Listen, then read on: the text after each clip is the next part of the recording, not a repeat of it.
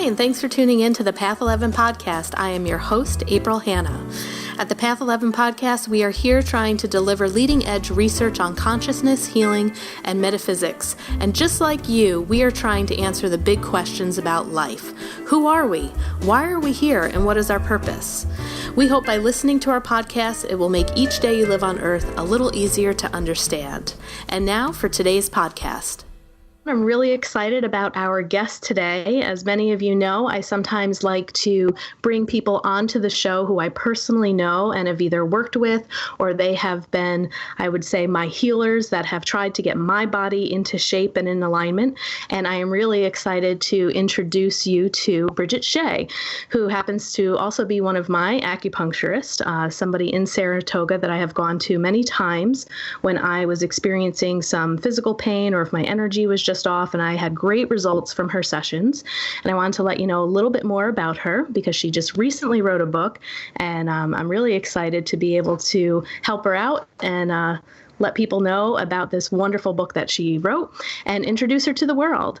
So Bridgette Shay is an acupuncturist, Chinese medicine practitioner, and Ayurveda educator whose private practice is an integration of Chinese and Ayurvedic medicine.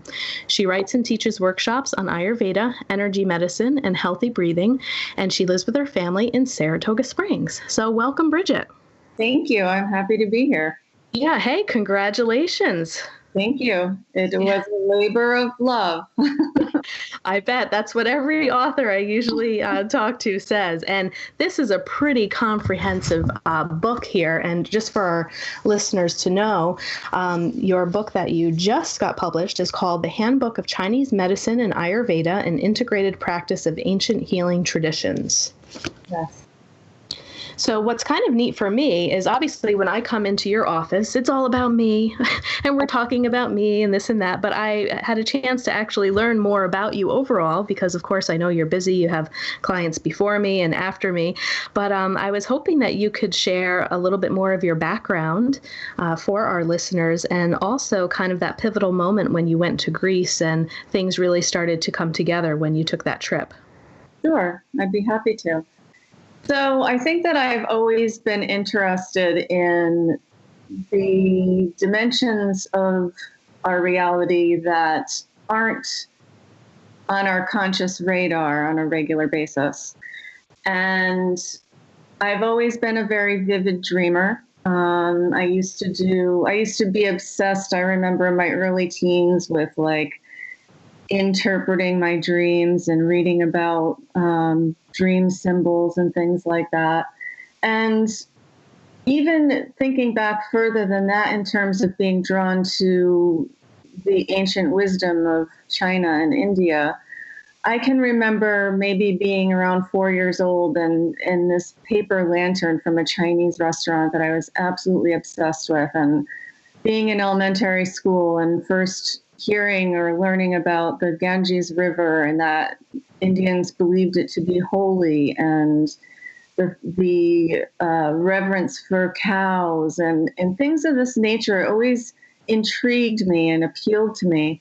And so as I grew older and went to college, I was sort of dabbling with what should I do? Should I major in communications because I'm very interested in traveling and perhaps focusing on international communication? Should I stick with journalism because I love to write?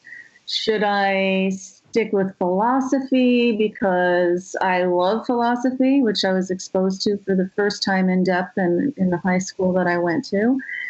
And I think a lot of people go through this where they're sort of dabbling with trying to figure out what their life path is or should be or whatever you want to call it.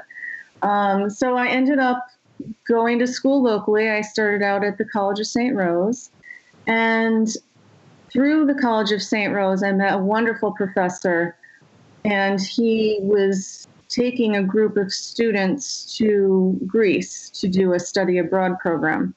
And one of the perks of the Greece trip was that we would also be going on a field trip to Egypt. And that totally hooked me because I had always been really fascinated with the ancient Egyptians. with the mystery surrounding their fascination with embalming and the afterlife and with the pyramids. And it's just such a fascinating world. So I had always been drawn to that as well. And I, of course, ended up going to Greece, and we traveled all around. And one of the places that isn't on the beaten path, I think, for tourists is a little seaside village called Old Epidaurus. And Old Epidaurus, when I was there anyway, and this was back in the early 90s, was very much like it would have been hundreds of years ago, with the exception of the fact that there was running water and electricity. And I remember one morning taking a walk on one of the paths and just feeling so connected to the place and feeling like there was a real sacredness to the land there and to the people and the way that they live their lives. And it turned out that this was the actual origination of the Temple of Aesklepios in Epidaurus. And the Asklepion healing temple complexes were set up to receive people who were suffering. And many of these people would have been to the medical doctors of the time that were practicing Greek medicine, and who may not be getting adequate relief or any relief at all. So they would eventually, if they had the resources, go to the Temple of Asklepios. And when they arrived, they would have time in the theater. They would go to the theater and they would see a comedy and a tragedy, which I thought was fascinating, because I think that there's an expectation that healing is all about feeling good. And to some extent, that's part of it. But I also think a lot of times we have to go into our darkness and our suffering in order to understand, reconcile, integrate things that are obstacles for us. And so the fact that they did a comedy and a tragedy was very interesting to me. And only now do I understand why. I didn't at the time. And then when the temple priest or priestess or whoever was in charge decided that they were ready to go into the temple to sleep, they would be consecrated with a sacred bath, and they would have healing massage, and they would actually spend the night in the temple. And while they were sleeping, there are images that are carved into stone of people hovering over the sleepers with their hands over them. And it looks like someone doing Reiki on someone else or another form of energy work. And so there were attendants that would go around and be present and perhaps were doing energy work on the participants. And the idea behind going into these dream temple clinics was that there would be a direct message from spirit or from the god Asklepios or from the goddess Hygeia or whoever resonated with the person at the time or whatever.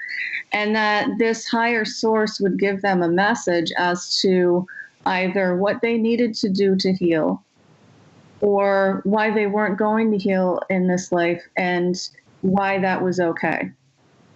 And there are numerous accounts that were recorded of people that had miraculous healings from these prophetic dreams, and the offerings that the person would have left to the temple in gratitude for that.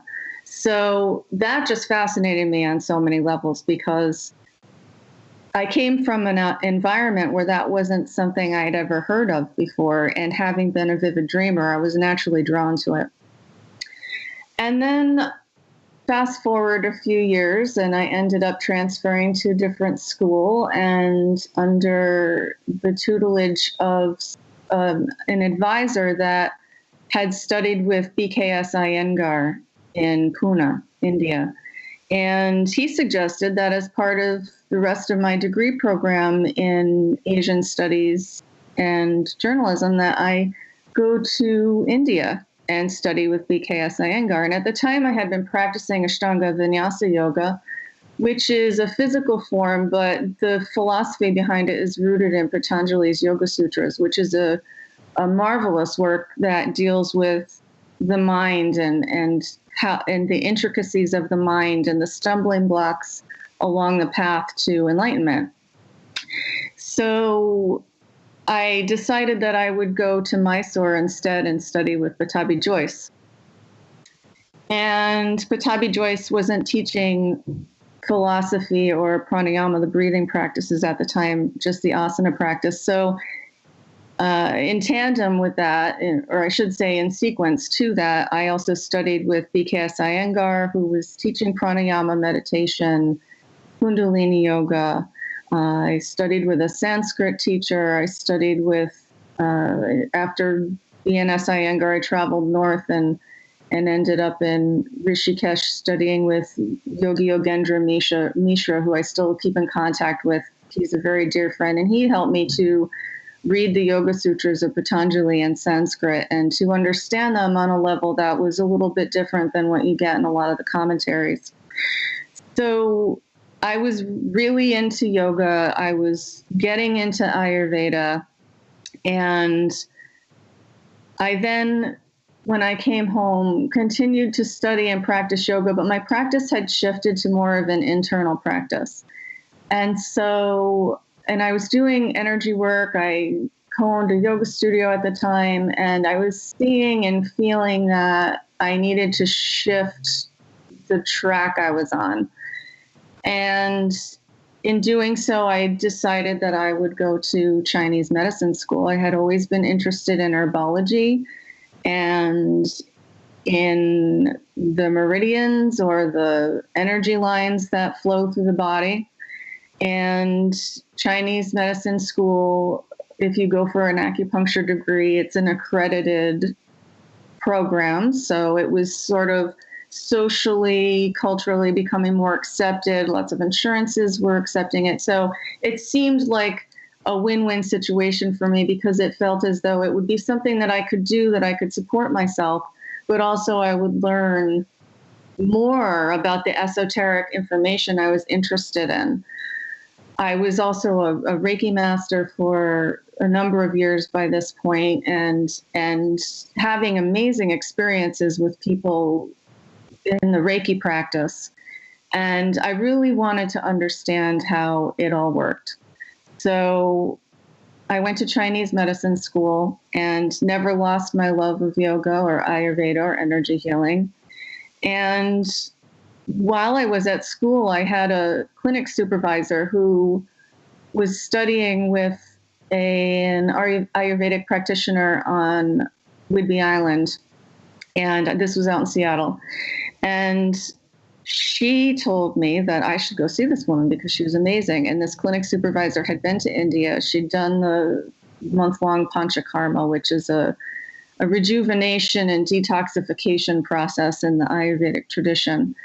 And she was teaching me things about Ayurvedic pulse diagnosis and things along those lines. So I ended up contacting Kumudini Shobha, and who is the said Ayurvedic practitioner.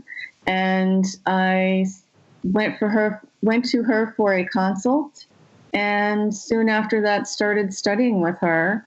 And she has a fascinating grip on the practicality and the depth and the simpleness of Ayurvedic medicine. And so I stayed her student for quite some time, and we remain in contact as well. And I will always consider her a primary mentor and influence in my Ayurvedic study. I've studied with Dr. Vasant Lad whenever I can. I attend his workshops whenever it's possible. And I also did a few classes down at the Dinacharya Institute in Manhattan. And both Kumudini and the Dinacharya Institute focus on licensed healthcare practitioners with their teachings. I think that may have changed by now since I was studying out in Seattle. But at any rate, I did a lot of self-study and reading, and I bought volumes of the Charaka Samhita and the Sushruta Samhita, which are like 10 volume sets or something like that. I don't even remember. There's just a whole line of them across the bookshelf. But I started studying those and doing thought experiments on my own. And this was back while I was still studying Chinese medicine in school. And I was having a hard time connecting to the way that the Chinese thought system was being presented in terms of the foundational theories and concepts like yin and yang. Yin and yang is a little easier to understand, but once you get into the elements and you get into the pathogenic factors and the spirits, the 5 spirits that reside in the body, the Wu Shen, things get a little bit hazier, and it's kind of difficult to translate what the Chinese says and what words and concepts we might equate that with in English. And so I was really struggling. I spend a lot of time in my head, and I was having a hard time getting the information from my head into my heart and into my body. So I used Ayurveda, in a sense, to help me better understand what I was learning from the Chinese perspective. And things were just clicking and clicking so quickly. And then I'd get stuck on a concept like, how do you marry this information from the Chinese and the Ayurvedic traditions? Because there are subtle differences. They're like different lenses through which reality is being perceived, but both lenses are completely clear.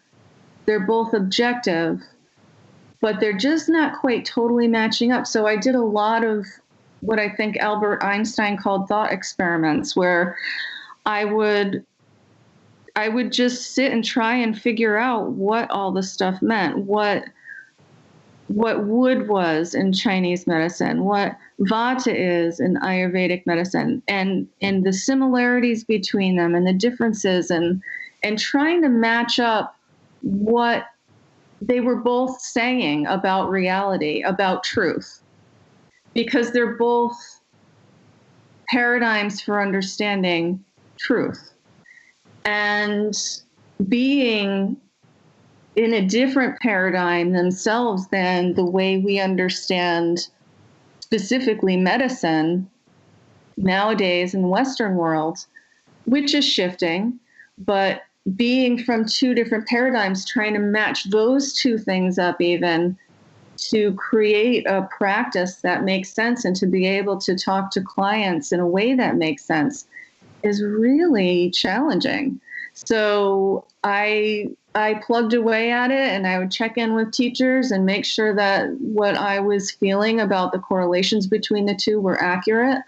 I was introduced to a book called Tao and Dharma by Robert Svoboda and Arnie Laddie, who Arnie ended up writing an endorsement for my book, which I am just floored by, because his book was like the source for how I sprung into these thought experiments, and it helped me on that path. So I'll forever be grateful to him for doing that for me. So from all of this work, I ended up, fast forward again, going up to Inner Traditions with a couple of friends of mine, my literary agent, Joe Kuwin, and a dear friend and teacher, Lama Lonang Rinpoche. And Lama has a series of coloring books and a biography that he was showing to the acquisitions editor at Inner Traditions, John Graham. And we all went out to lunch, and Joe just kind of flippantly suggested to John that he listened to this idea I had for a book. And my idea was what the book ended up being, to marry the concepts of Chinese medicine and Ayurveda in a way that not only tied them together, but also made the concepts accessible to the layperson. So this was another thing. In my practice, I constantly have questions, which I'm really happy about. But had been frustrated about, because one of their questions is, can you please recommend to me a book that I can resource that explains some of what you're describing to me? And although I could say, well, for this, you might want to look at that, but that's kind of heavy, so just kind of skim over what you don't understand. And for this, you can look at that. I wished that there was something that I could just say, here, there you go, instead of giving 1,000 handouts to people or recommending, 3 or 4 different sources. So John liked the idea, and over the course of the next few years, I wrote and we edited and finally just released on July 17th, Handbook of Chinese Medicine and Ayurveda. Yeah, and congratulations, because it really is wonderful. And I would say, I know when I came to you, I had all of these different questions too. And, you really cover a lot of different areas and topics that I think many clients going into acupuncture and Ayurvedic medicine would have. It's like you give the history about it, you talk about the 5 elements, the anatomy, different types of treatment modalities, what you can do with your own nutrition, the prevention and maintenance was one of the chapters that I went through over again, and also connecting the importance about the seasons, which I also found really interesting as well in some of the education that you gave me during our sessions. But the one chapter that I really thought makes this book more unique than any others is the chapter on consciousness. And you were kind of touching on that a little bit as you were going through, this journey and how the book came to be. But you also acknowledge that it is something that is so difficult to actually put into words, and also looking at the way the Chinese kind of describe consciousness. And I believe it was with the 5 spirits that are in this chapter here? Yes. So I thought that would be also a great place for you to maybe expand a little bit on, because that chapter 6 to me is really what makes this book even more unique than others that I've seen. Well, thank you. I appreciate you saying that, because that's my favorite chapter in the book. Perfect. Yeah, when I was going back through and reading the whole, so you read the sections as you write it, of course, and then when you're going through the editing process, you still are kind of doing things in sections. But the final edit, you go through the whole thing, so you get a real essence or sense of the entirety of the work. And I remember I just buzzed through the consciousness chapter, and I was like, wow, that's actually really good. Sometimes you go through and you're like, wow, did I write that? And it's something that has always fascinated me, as I said. And so this chapter is kind of evolved into a course that I teach about just this, about the 5 spirits in Chinese medicine and the sheaths or the koshas in Ayurvedic medicine and in yoga.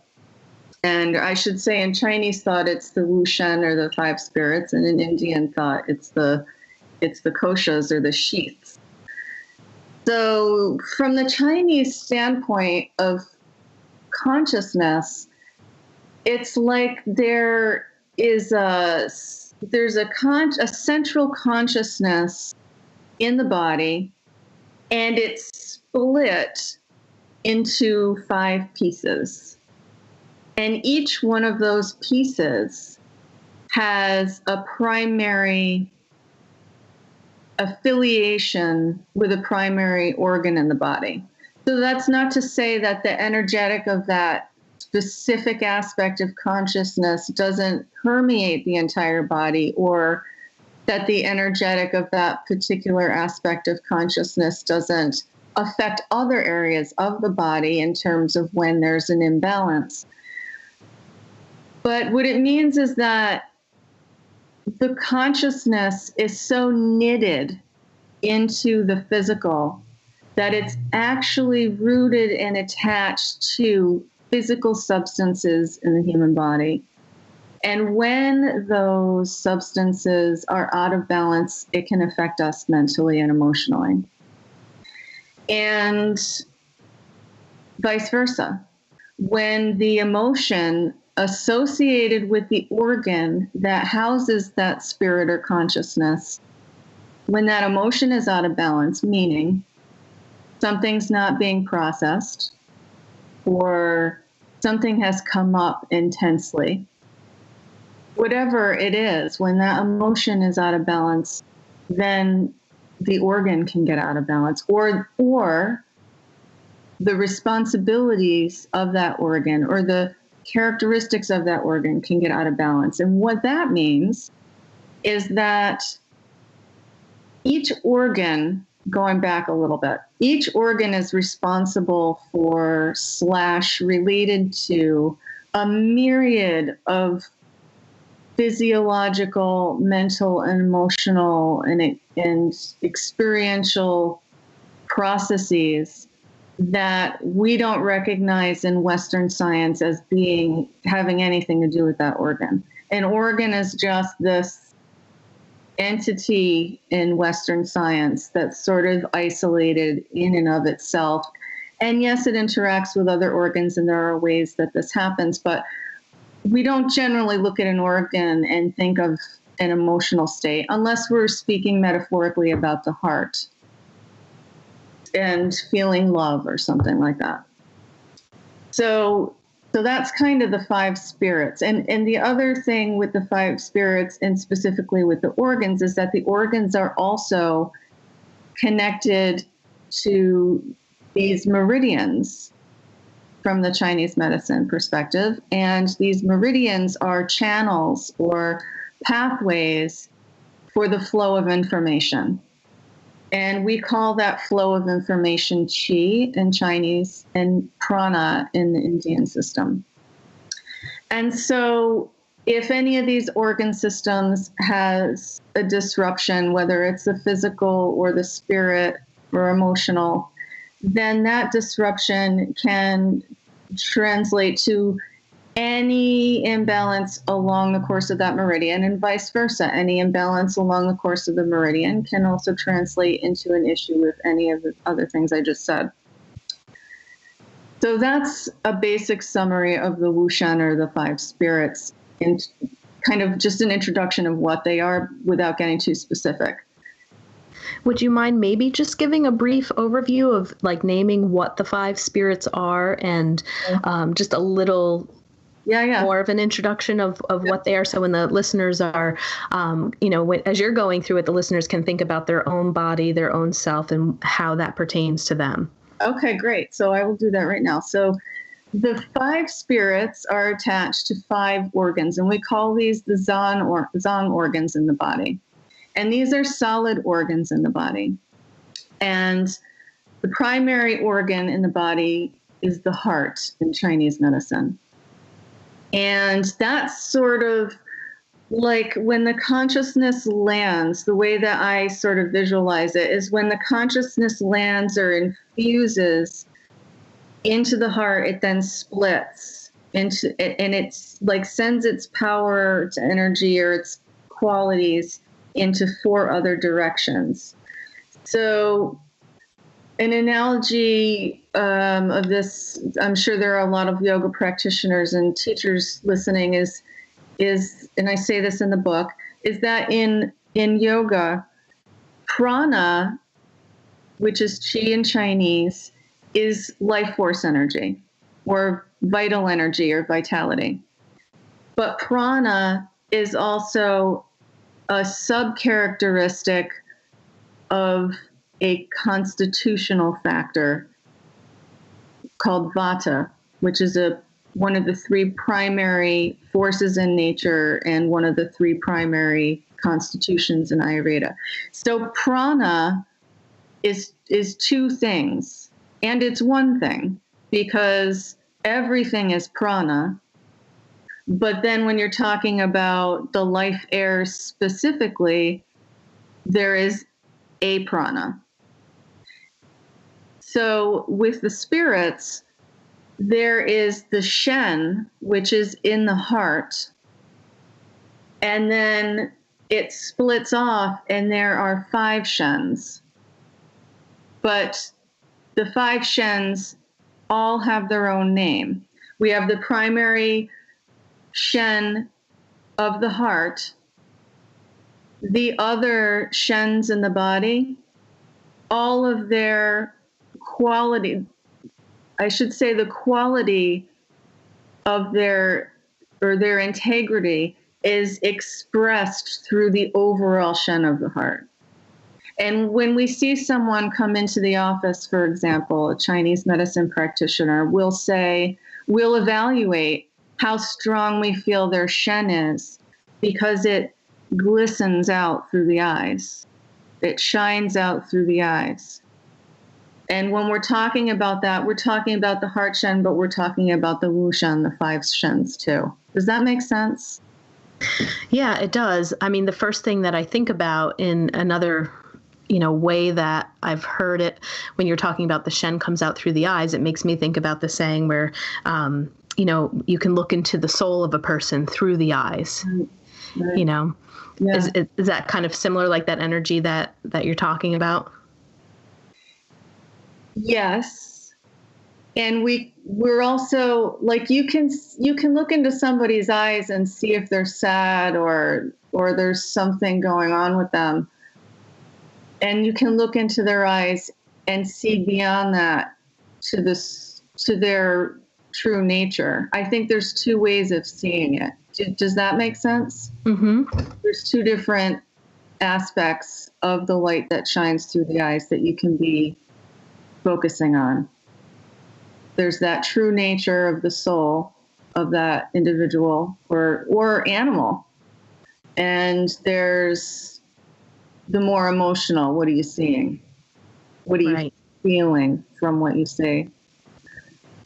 So even before a client maybe even talks to you about what's going on, you're already assessing just by making eye contact with them. Absolutely. Mm. It's one of the forms of assessment. Cool. Yep. And then, so that's the shen of the heart. It's called shen or spirit. And then there's the po, which is related to the lungs.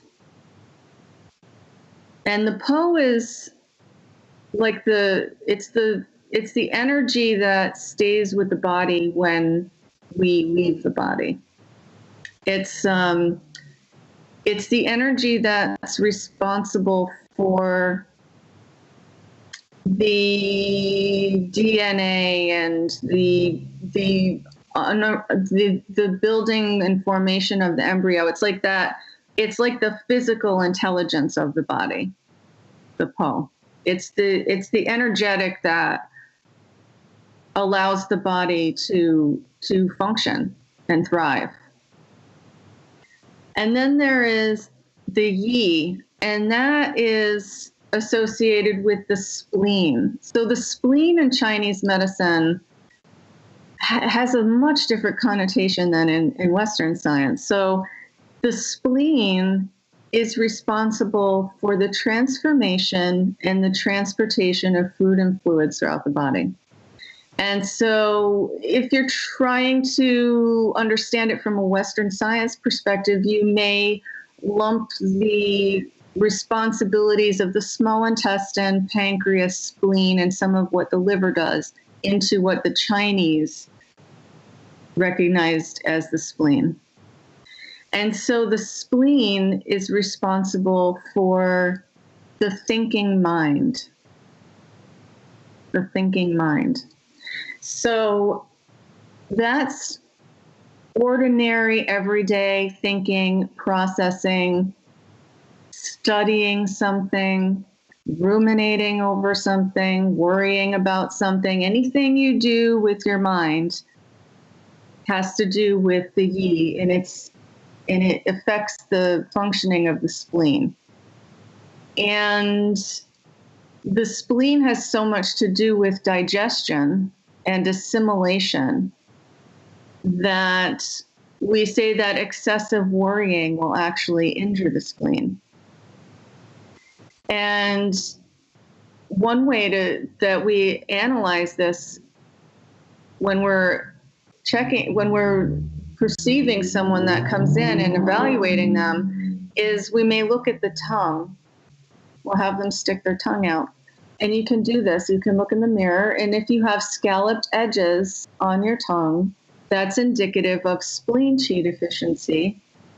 And I personally feel that the main reason for that is this overthinking, overworry. Now, there are other factors that go into it, of course. And those other factors, you might further wonder, what's the chicken and what's the egg? Is it the worry, or is it the gut flora being off, or whatever?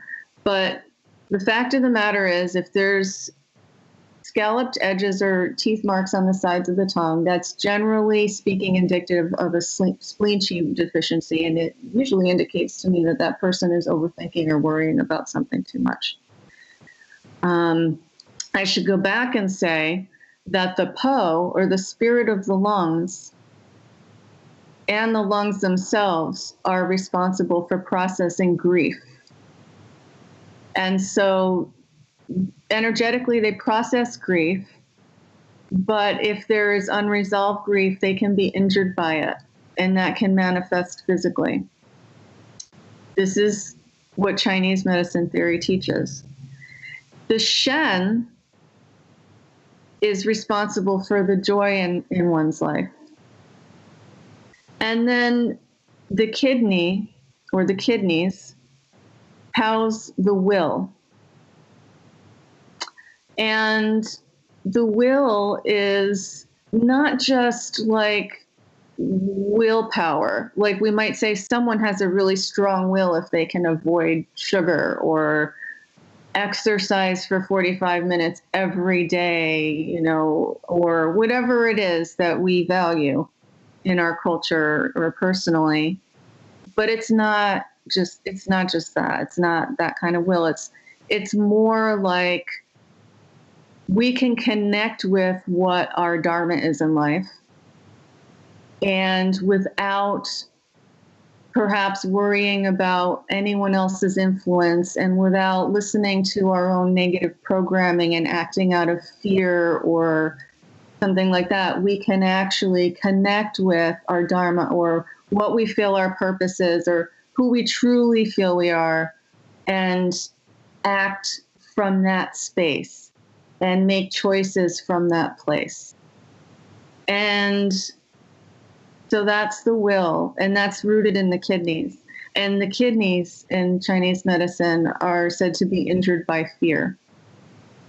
So fear, nervousness, anxiety, it's tied into the worry. There are very fine gray lines between a lot of this stuff once you really get into it, and you do realize how connected everything is once you really start thinking about it and feeling it in your own body. But fear injures the kidneys, and the kidneys are like the root of all of the bodily vitality, in a sense. Once the kidneys go out of balance, then the other zang organs, or the solid organs in the body, lose some of their juice and momentum. And there's a lot of fatigue, like adrenal burnout would be considered like a kidney yang deficiency. And what's creating the scenario in that person's life that causes them to be adrenally burnt out largely can be rooted in fear. So that's the will, or the jur.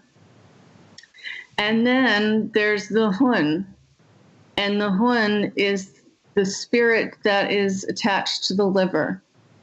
And it's rooted in the liver blood. So if someone is anemic, for example, then we may find that they also are having issues with feeling grounded, with getting a good night's sleep, with dream disturbed sleep.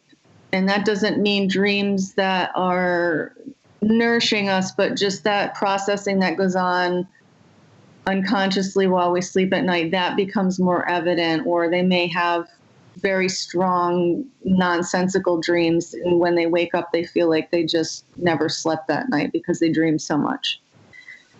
So the hun is rooted in the liver.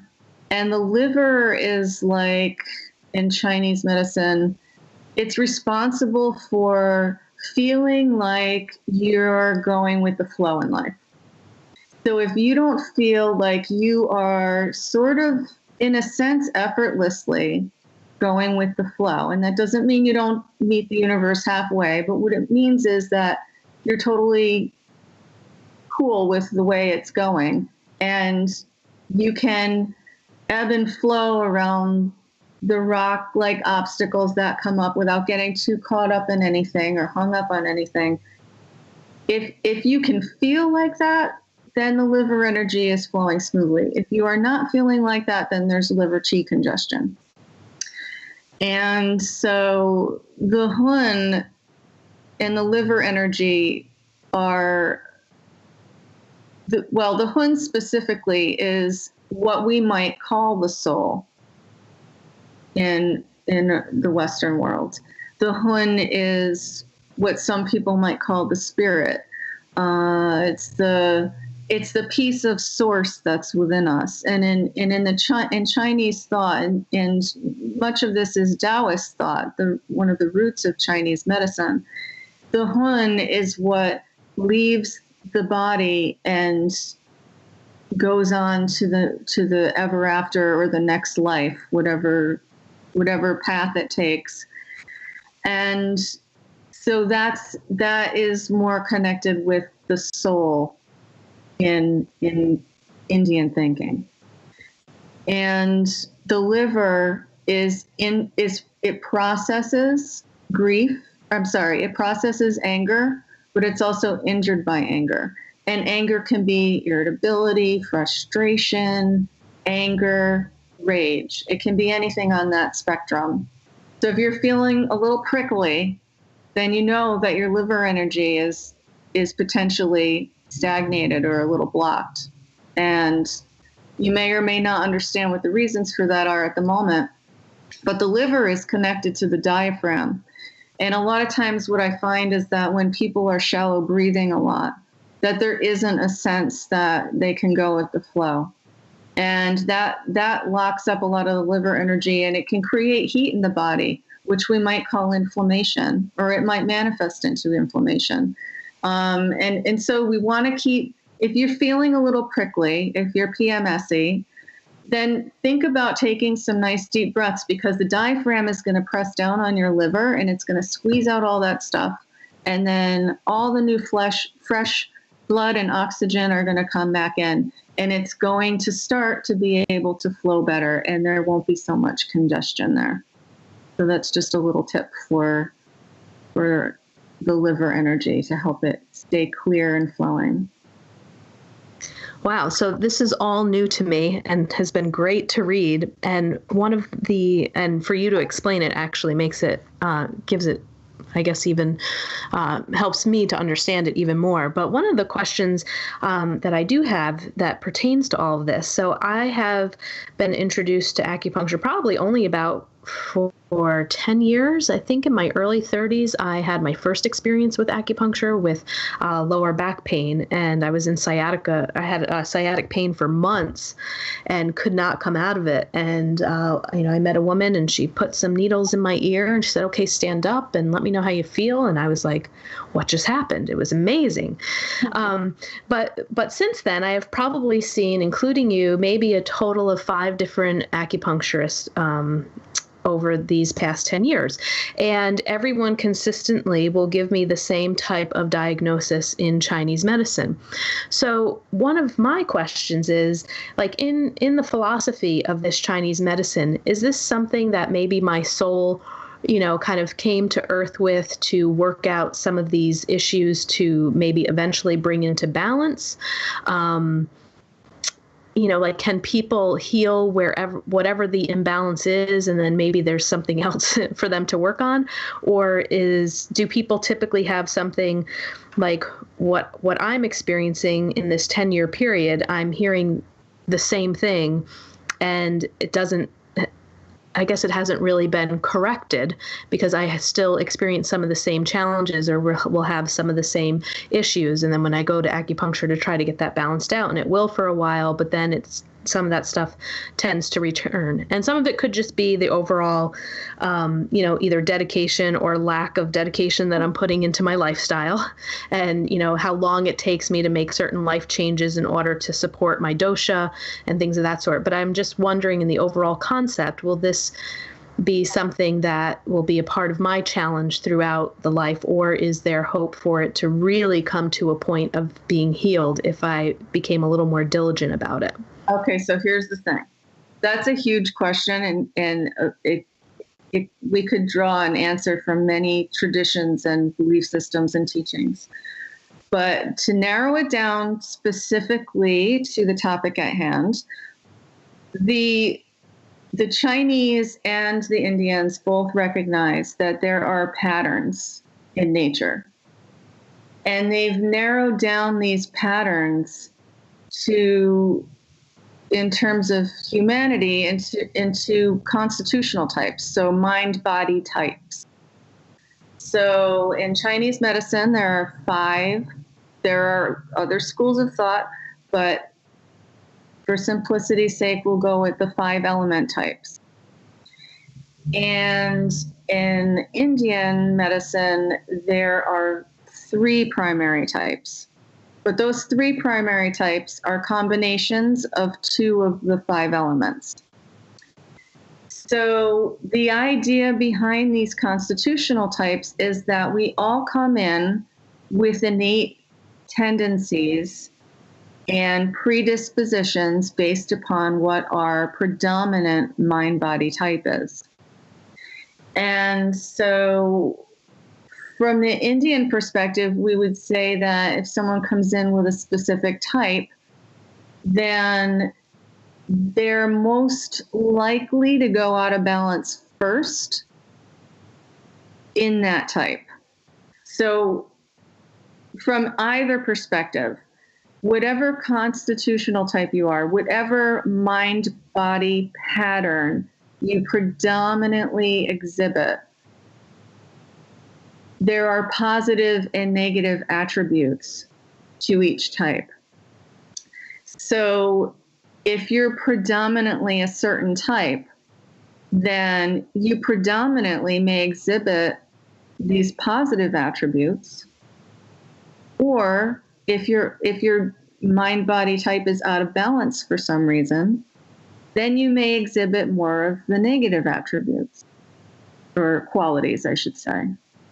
So the other thing is that, like in Indian medicine, we talk about how there is a spot in everyone's body. There's a place, there's a region that is their weak point, and that harmful factors will be drawn into, accumulate, and then can throw the system out of balance from that point most easily.